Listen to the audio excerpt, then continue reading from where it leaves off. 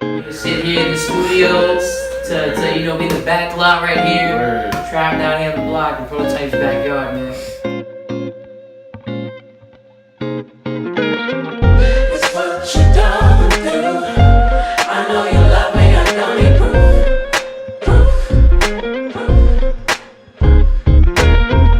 It's what you don't do. I know you love me, I don't need proof.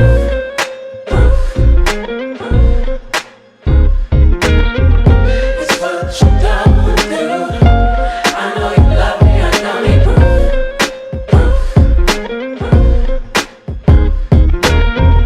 It's what you don't do. I know you love me, I don't need proof.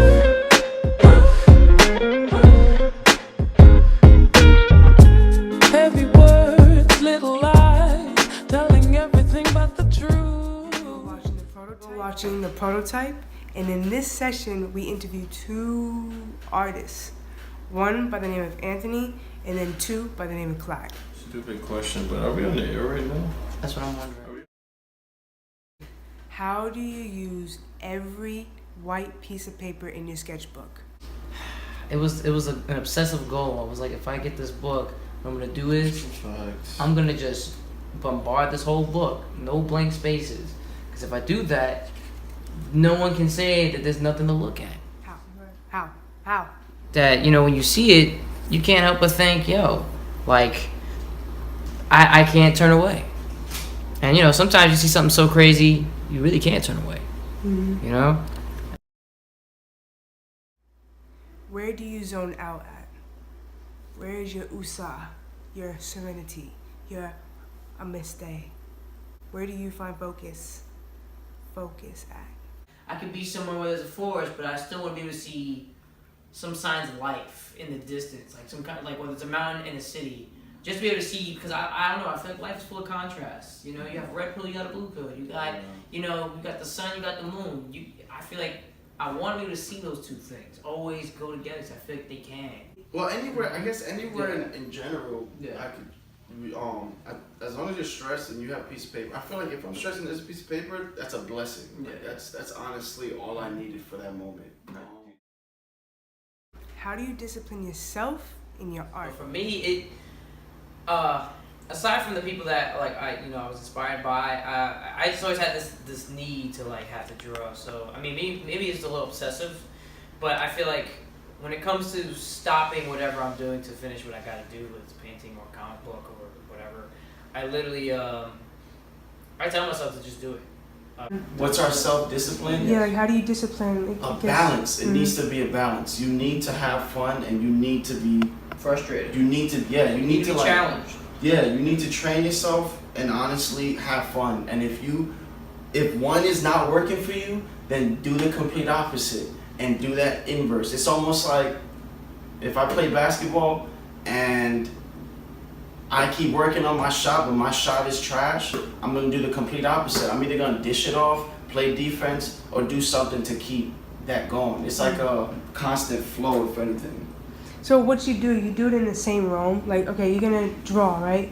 But if it's not working out in drawing, I'm still gonna go to painting. It's still I don't something. know, drawing always works. Yeah. If not, then I would just, if I can't draw, then that means that I'm probably not stressed or not thinking about some shit in a way. No, I like that.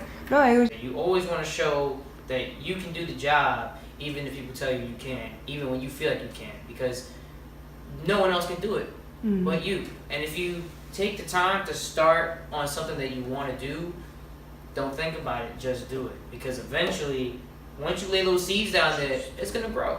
And that's just how you got to do it. We're talking about language, like how do you relate your language to your art? How do you put your language in your art? Like how do you communicate? Because you communicate in music and drawing as well. To me, yeah, it's more of a therapy. It's more of like, as you said, the whole idea of emotion, it's more of a therapy. Like if I don't complete that project, I don't even stress it. I put that shit aside and I keep working.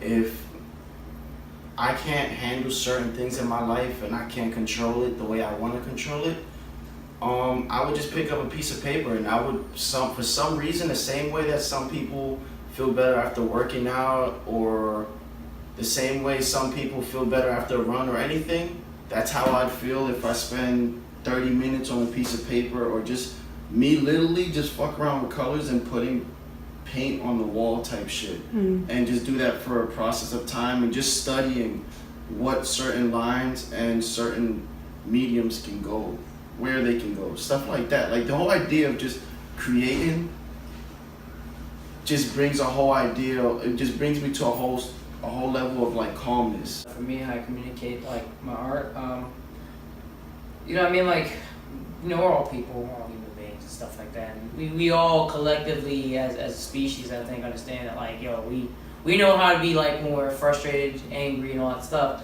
But I think for me, it's more of like wants, needs, desires, and the thing, and the grim realities of what we can and cannot have. And like you said, when it comes to drawing, like where it's like I can't control the world outside of my own body because this is reality. But I can make up my own universe where I can put anything as it goes. If a relationship failed because, you know, whatever, yo, then I can make a story with this couple and stuff like that. And that relationship can last as long as I want it to because of how I put it. Like, when it comes to actually expressing how I feel, though, on the other hand, I even though I draw, I always have these sketchy lines, and I feel for me, I like doing the sketchy lines because I feel like it's much more raw. It feels much more lively. It doesn't feel too clean and perfect. And I guess along with like the idea of when you're painting current stuff, like MF Doom, it's just I feel like doing things clean cut almost feels shallow and empty, which is why I guess for me I don't really like pop music too much. Depends on the pop artist. Like if I know that artist based on like what I've known their prior work, then I can say like, oh, I. But you could do clean cut. Huh? Yeah. I can definitely do clean cut when I need to, but it just doesn't. It doesn't feel the same. It doesn't really express that like that energy of like, you know, you want to just break out. You want to just, you know, just let whatever it is inside you just come out of you and stuff like that, and like let this aura. Life isn't just a bunch of smooth lines and stuff like that, and there's no smooth roads. It's always like this uphill, crooked, you know, pathway that, you know, you're gonna be, you know, going from side to side, shimmying and whatnot, trying to figure out how to stay steady, but there's no such thing as staying steady. Before, what is your art? Like, what do you do? What do you do, sir? Ma'am? Sir? Abstract, primitive. If it's painting, my paintings look very primitive, kind of like Basquiat, where it's like it's not so clean. It's just literally me taking mediums of paint and applying it over and over, scraping it, destroying it, reapplying it, making it better, shit like that. Like just processing it as much as I could. I just write. Writing is like my thing. I just love writing. To me, writing is like our language, or any language, is literally like a puzzle. You can literally, one word can mean so many different things in many ways, to not only to you, it can mean 10 other things to somebody else that you've never met before. Is quick sketching? Yeah, I think, quick sketching for the most part. I do a lot of that most of the time because that way, like when I do the real detailed stuff, it's like, yo, it's almost like way more heavily detailed than obviously the actual stuff that I'm doing here. And it makes me like kind of like fast on my feet, so it's like no matter what, when people ask me to draw on the spot, I'll draw on the spot. Just this dude who was just drawing like Wolverine or something, and I was like, oh, that's mad cool. And then I started thinking like, yo, I could do this. Like, I could really do this. And I was like, this is what I want to do, and I went with that. And then for years, I just, you know, studied illustrators that I liked and whatnot, follow like certain things that I was interested in. So anything with sci-fi, anything with like obviously superheroes, even a little bit of horror here and there. You know, I followed it because there was just certain illustrators I came across that, you know, I would learn about, and it would just make me want to do it. Claude, I know you just made a song. What is the name of the song and the producer? Is Pussy and Some Peppermints. That's freaking amazing. Shout out to Jasper Kicks for making that beat. Shout out to Kelsey on this track. Kelsey.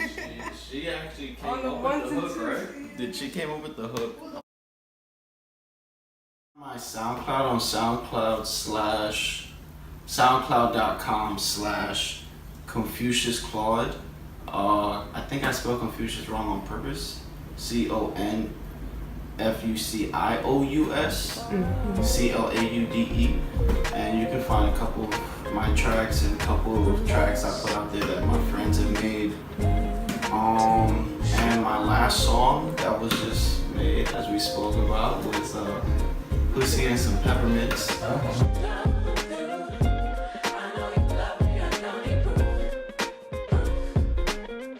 My Instagram, AntDoHard94 is where it's at. That's where you find all my latest stuff, news about upcoming projects I'm working on, from comic books to just sketches to just everyday life and whatnot.